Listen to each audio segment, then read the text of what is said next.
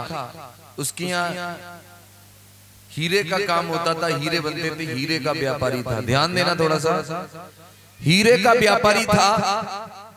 वो हीरे का व्यापारी जब अपने शोरूम से अपने घर लौट करके आता था तो रास्ते में उसे एक भिखारी मिला। भिखारी रास्ते में बैठा भीख मांग रहा था। शोरूम का जो व्यापारी था, हीरे का जो व्यापारी था, उसने गाड़ी रोकी। उस भिखारी को देख करके उसके मन में दया का भाव पैदा हुआ और उसने अपनी पॉकेट से 100 रुपया निकाल के उसके थैले में डाल दिया, चला गया। उसके बाद क्या हुआ, अगले दिन हीरे का व्यापारी फिर पुनः अपने शोरूम से लौटा और रास्ते में फिर वही भिखारी मिला। भिखारी की दया मतलब देखकर हालत को दया आ गई तो फिर हीरे के व्यापारी ने उसके मतलब थैले में फिर से 100 रुपया डाल दिया। ये सिलसिला लगभग 15 दिनों से लगातार चल रहा था। हीरे का व्यापारी रोज आए और रोज उसके थैले में 100 रुपए डाल दे। एक दिन क्या हुआ प्रशांत जी, ध्यान से सुने। हीरे का व्यापारी अपने घर लौट रहा था, उसके मन में विचार पैदा हुआ, ये भिखारी भीख मांगता रोज मिलता है, क्यों नहीं इसकी सारी गरीबी को मैं दूर कर दूं। तो हुआ क्या, वो व्यापारी जैसे ही आया रास्ते में भिखारी मिला, उसने गाड़ी रोकी और अपना अटैची खोला, मुट्ठी भर के हीरे लिए और उसके थैले में डाल दिए और मुस्कुराता हुआ व्यापारी चला गया। अब व्यापारी अगले दिन जब अपने शोरूम पे है और घर लौटने को है तो मन में विचार कर रहा है कि आज वो भिखारी मुझे रोड पे दिखाई नहीं देगा। क्यों? क्योंकि मैंने इतने हीरे उसके थैले में डाल दिए हैं, उसको धनवान कर दिया है, उसकी सारी गरीबी दूर कर दी, मैंने उसको माला माल कर दिया है। सोचता हुआ वो लौट रहा था, चलते चलते चलते चलते क्या हुआ, वही जगह आ गई जहां वो भिखारी बैठा था। तो हीरे के व्यापारी ने जब भिखारी को देखा तो एकदम अचंभित रह गया, बोला अब ये भीख क्यों मांग रहा है। गाड़ी रोकी, उससे कहा क्यों भाई, अब तुम यहाँ बैठे बैठे भीख क्यों मांग रहे हो। भिखारी कहने लगा, भीख ना मांगू तो क्या करूं, तुम तो कल होशियारी दिखा गए। वैसे तो मेरे थैले में 50-100 रुपए डाल जाते थे, लेकिन कल तुम कांच के टुकड़े डाल गए मेरे थैले में। सो मैं इतना पागल थोड़े नहीं हूं, मैंने सारे कांच के टुकड़े रोड पे फेंक दिए। हीरे का व्यापारी बोला, तेरी बुद्धि का नाश हो मेरे भाई, वो कांच के टुकड़े नहीं थे, वो हीरे थे। हीरे मैंने तेरी गरीबी दूर करने के लिए तेरे थैले में डाले थे, लेकिन उन्होंने कांच के टुकड़े समझ कर रोड पे फेंक दिया।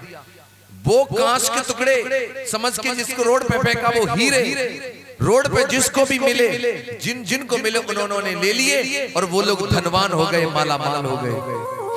कहने का मतलब क्या है, आप लोगों की जिंदगी में भी एक ऐसा व्यापारी आया, एक ऐसा मालिक आया।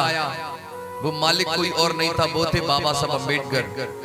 बाबा साहब ने आपकी गरीबी, अपनी बेबसी, अपनी तुम्हारी लाचारी को देखा तो बाबा साहब ने सोचा कि कैसे इनकी गरीबी, इनकी बेबसी, इनकी लाचारी दूर हो। तो बाबा साहब अम्बेडकर ने तुम्हारी झोली में तमाम हीरे मोती डाल दिए। वो कौन से हीरे मोती?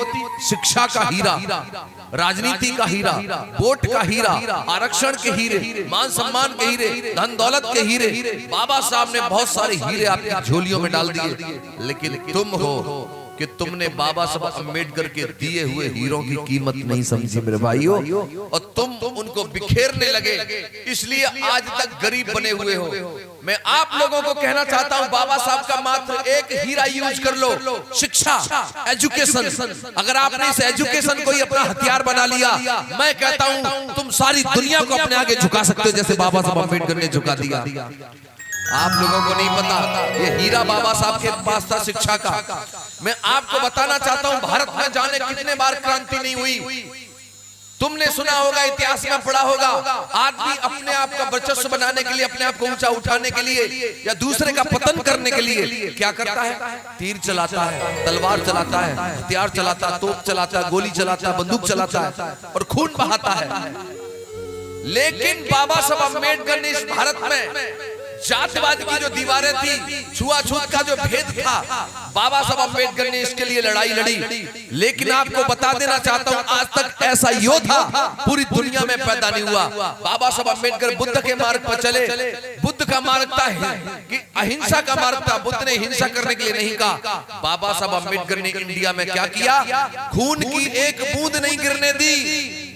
जातिवाद की दीवारों को, छुआछूत के भेदभाव को, असमानता को मात्र बाबा साहब ने शिक्षा रूपी जो हीरा था, कलम की ताकत से विरोधियों के मुंह काले कर दिए और बाबा साहब ने अधिकार दिया। आपने जितने भी देवी देवता देखे होंगे, किसी के हाथ में त्रिशूल है, किसी के हाथ में भाला है, तलवार है, बर्छी है, कटार है, सुदर्शन है, लेकिन बाबा साहब अम्बेडकर के हाथ में कलम है। और कलम के सहारे बाबा साहब अम्बेडकर ने आप लोगों की जिंदगी को बदल के रख दिया। जितनी भी लड़ाइयां होती हैं अक्सर उनमें खून बहता है, लेकिन बाबा साहब अम्बेडकर ने खून नहीं बहने दिया, रक्त की एक बूंद जमीन पर नहीं गिरने दी। और इतना बड़ा इतिहास बाबा साहब अम्बेडकर ने रच दिया।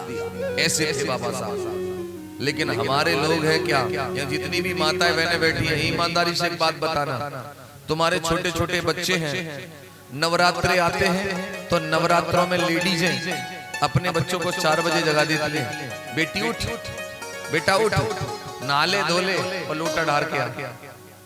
4 बजे उठाती है महिलाएं अपनी बच्चियों को। मैं पूछना चाहता हूं, क्या ऐसी भी यहाँ कोई माता बहन है जो अपने बेटा बेटी को 4 बजे पढ़ने के लिए जगाती हो? एक, बस एक महिला, 2। जिस दिन बहुजन समाज की महिलाएं अपने बच्चों को 4 बजे लोटा ठारने की जगह पढ़ने के लिए डेली जगाना शुरू कर देंगी, उस दिन उनका तो छोड़ो, उनके परिवार का भाग्य बदल जाएगा।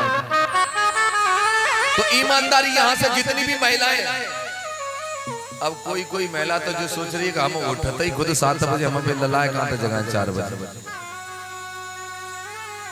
महिलाओं को आज कसम उठानी होगी। जितनी भी महिलाएं आई हैं आज वो कसम लेकर के जाएं। बच्चे नादान होते हैं, बच्चे कोरा कागज होते हैं, बच्चों को जैसे ढालोगे वैसे ढल जाएंगे। आप माता पिता की जिम्मेदारी है, चाहे जाड़े हो चाहे गर्मी हो, आप अपने बच्चे को 4 बजे डेली जगाओगे और उससे कहोगे बेटा तेरे पढ़ने का समय हो गया है, 2 घंटे पढ़ ले। इतना सा काम करके देख लो। एक बात और बता दूं, जिन लोगों को पढ़ाई बुरी लगती है, लेकिन जिस दिन पढ़ाई का नशा चढ़ जाएगा ना, पढ़ाई का चस्का लग जाएगा ना, उस दिन दुनिया में कोई चीज अच्छी नहीं लगेगी। मेरी एक बहन है, बुआ की बेटी, उसको तृप्ति नाम जानते हैं? हाँ, तृप्ति को इतना पढ़ने का शौक कि घर का खर्चा भी चलाना था, पढ़ाई भी करनी थी। तो मेरे से बोली भैया मैं आपके साथ गाना गाने चला करूंगी। मैं तुम तो पढ़ाई पढ़ती हो, कैसे पढ़ पाओगी? कि वो मेरा काम है, मैं कैसे पढ़ूंगी, आप चिंता न करें।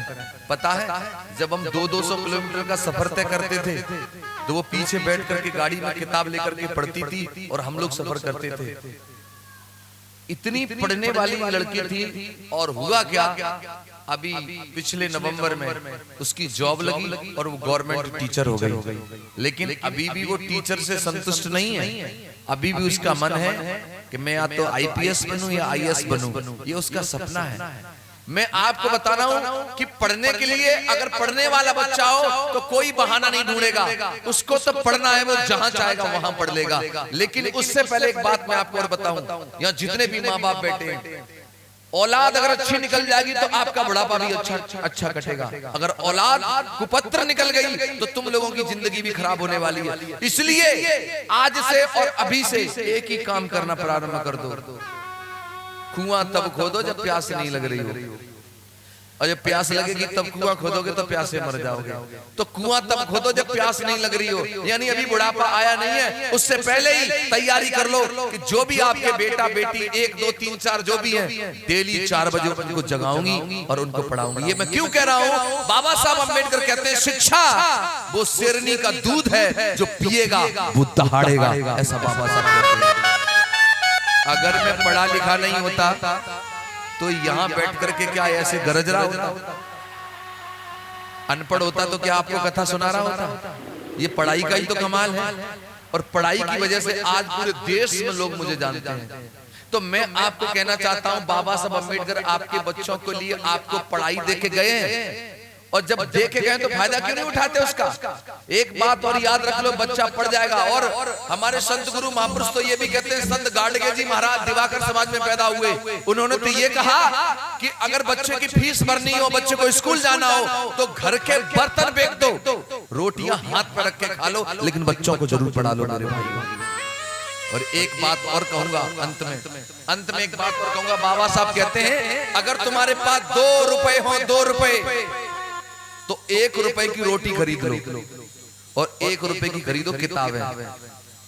1 रुपए की रोटी खरीदो, 1 रुपए की खरीदो किताब, क्योंकि रोटी आपको जीवन देगी और किताब आपको जीवन जीने का तरीका देगी, ऐसा बाबा साहब अम्बेडकर जी कहते हैं।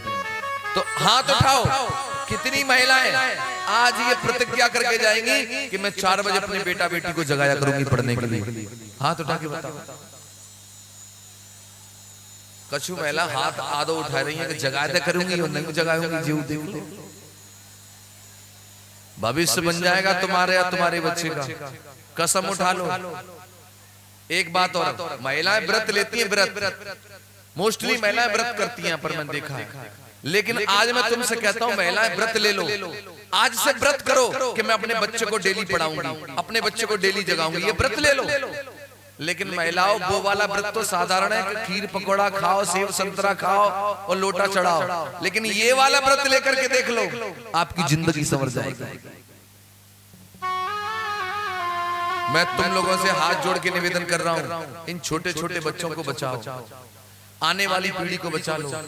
बाबा साहब अम्बेडकर ने आप लोगों को अपने बच्चे बलिदान करके जिंदगी दी, तब तो हमारी जिंदगी आराम से कट रही है। अगर तुम लोग हाथ पे हाथ धरे रहे